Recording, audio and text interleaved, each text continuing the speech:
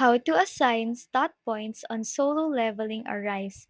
In today's video, I will show you how to assign stat points in solo leveling Arise. So first, open solo leveling Arise and go to your character or profile menu.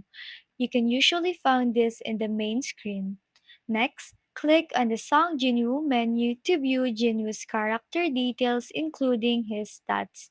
Once you're in the character menu, click this up arrow. This area will display the total points you have available to assign. Now, decide which stat you want to improve, such as strength, agility, or intelligence. Tap on the stat that you want to increase. After selecting a stat, choose the number of points you wish to allocate to it. You can usually add multiple points at once, depending on how many you have available. Once you are satisfied with your allocations, confirm your changes to apply the new stat distribution. And that's it. You have successfully assigned your stat points in solo leveling Arise. Use these enhancements wisely to strengthen your character. If you found this video helpful, don't forget to like and subscribe for more tech tips. Thanks for watching and see you in the next one.